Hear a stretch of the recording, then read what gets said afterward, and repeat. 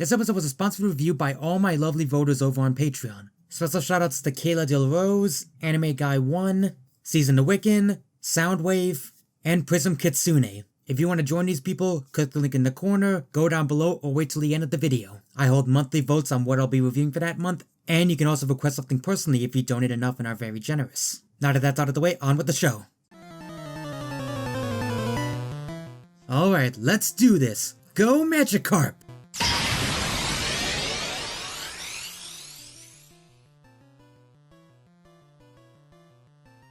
Wow, Magikarp, you are as worthless as a diamond, and I wish I had never caught you.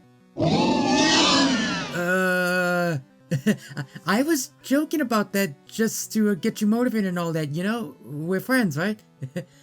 oh god, I don't taste good!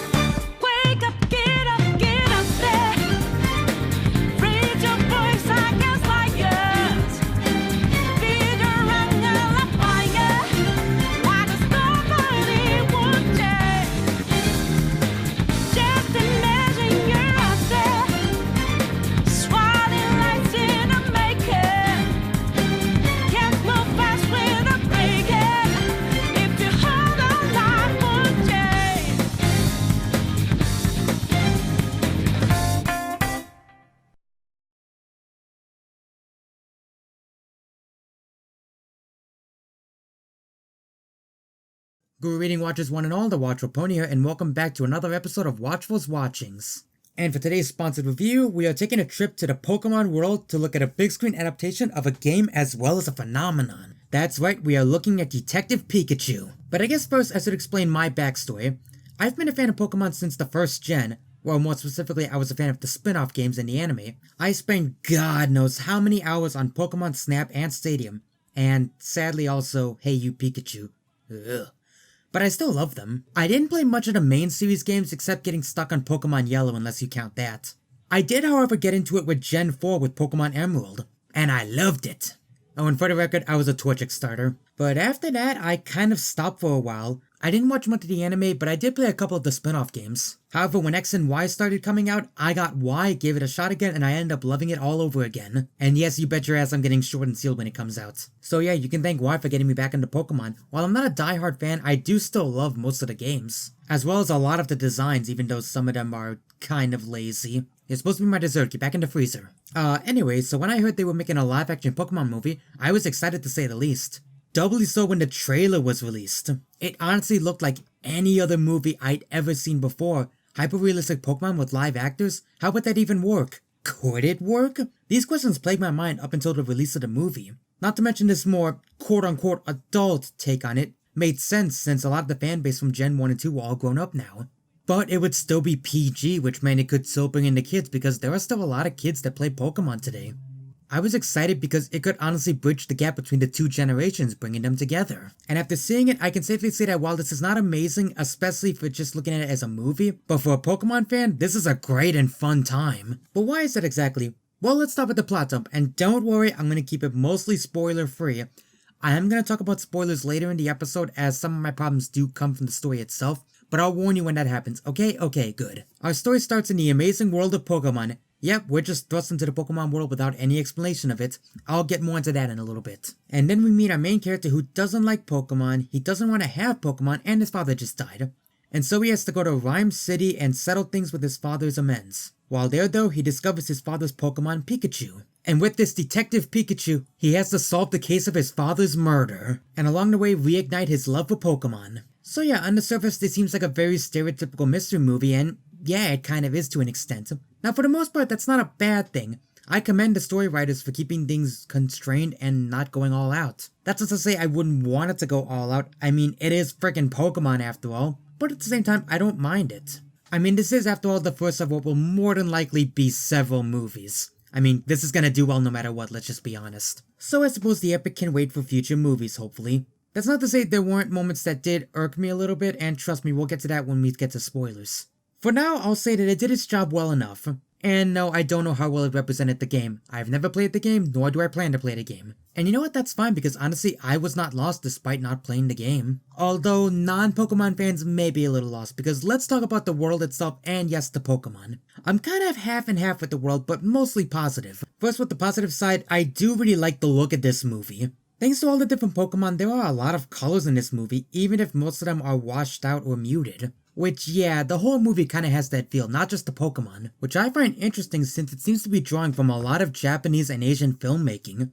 This is going to be hard to explain, but have you ever seen a modern Asian movie like Shin Godzilla, As the Gods Will, or Train to Busan? You will notice they have a certain color to them that I can only describe as muted colorful. This movie has that look all over it, which doesn't surprise me since it's based off a Japanese game from a Japanese company. Not to mention it was also created by friggin' Toho! I'm not even joking, the company that made Godzilla and some of the best Japanese monster movies ever helped with the models and probably the CG for that matter for this movie. And man, did it pay off because honestly, the Pokemon designs are amazing. In fact, not just their designs, but the CG as well is easily some of the best CG I've seen in a long time. I'm honestly got amazed they were able to stay so true to the main Pokemon's designs while making them hyper-realistic. I mean, just look at this Bulbasaur. Look at it, damn it! It is cute, it is chubby, and I want one. However, getting into the negatives, I feel the world design and the Pokemon itself could be a double-edged sword. Because honestly, this movie does not hold your hand and does not explain the world at all. It never has an intro like, this is the world of Pokemon, Pokemon with so-and-so, this and that. No, you don't get anything like that. So if you're a non-Pokemon fan, there's a good chance you might get lost. Now don't get me wrong, they do really explain some things like the importance of Mewtwo for example. But other than that, most of the Pokemon's powers and explanations are only given through story dialogue and sometimes visuals. Which I suppose could be a good thing, I mean show don't tell after all, and this is a visual movie. I'm just addressing the other side of the argument. However, the Pokemon are one thing, this is after all a live action movie, so what about the humans? Honestly, I'm kind of hit and miss when it comes to the human characters. The head of Rhyme City is really good, but then again he's played by a really good actor. His son is also pretty decent, though then again he's also the adult actor. What about the teens? Well, first of all, let's talk about the girl character because she's very hit or miss. The whole stick of her taking her job too seriously can be pretty funny at first, but then it kind of wears out its welcome, and thankfully they change it right when it does. So she's not too bad. I wish I could say the same for the main character. Oh my god, this guy is so bland in the beginning. And he's the main character, so that's kind of a problem. And the actor isn't much better. He honestly does not do a very good job early on in this movie. A lot of his lines are said just so monotonely. Thankfully, I am happy to say that he does improve massively as the movie goes on. He has his legitimately funny moments and good acting moments. He actually shares an emotional moment with Pikachu and it actually comes off very well. But yeah, speaking of Pikachu, let's talk about the real star of this movie, Ryan Reynolds. And honestly, while he is good for the most part, there are times where he really needs to cut his dialogue down. Because Ryan, I love you man, but you need to shut the hell up sometimes. Because the dialogue doesn't just go on for way too long, but sometimes his jokes just do not land. Now don't misunderstand me, he can be really funny most of the time. A good majority of the time his jokes do land. It's just that, well, it really does feel like his dialogue was mostly improvised.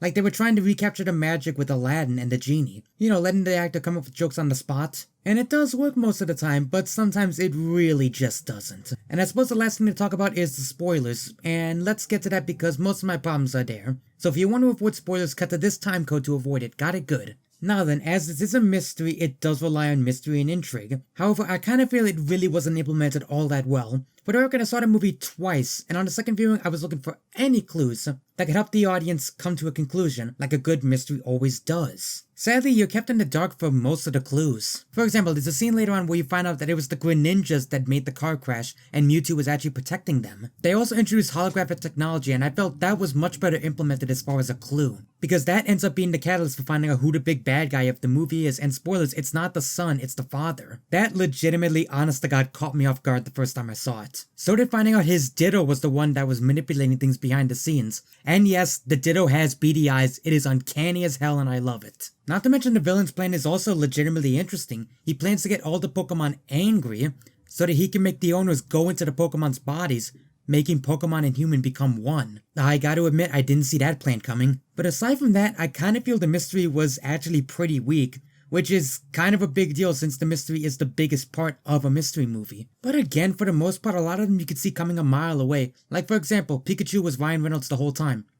No, I don't mean not the actor. I mean, Pikachu was his father, that's what I mean. I honestly saw that coming midway through the movie. So I guess in the end it balances out. We have one really good twist followed by a not so great mystery. Honestly, I thought for sure it was going to be Team Rocket, and spoiler alert, Team Rocket's nowhere in this movie. In fact, there's no identifiable characters from the anime or games. No Ash, no May, no Red. There isn't even a Professor Oak as far as I can tell. And I really gotta wonder how hard it would have been to have at least one cameo. The only references there are references to other regions. Like of course Mewtwo is one example, so obviously they're gonna reference that. I honestly don't know how to feel about this. I'm glad they're not relying on fan service, but I feel like there could have been at least a little. Although there is a really funny reference to the anime intro. Actually, one serious and one funny, they used the instrumental during a news report. And the video game theme to the very first generation is actually in the end credits. So I suppose if that's enough for you, then hey, you'll be satisfied. But as for me, honestly, despite all my flaws with it and that I could have used a little more fan service, I still thought this movie was really enjoyable.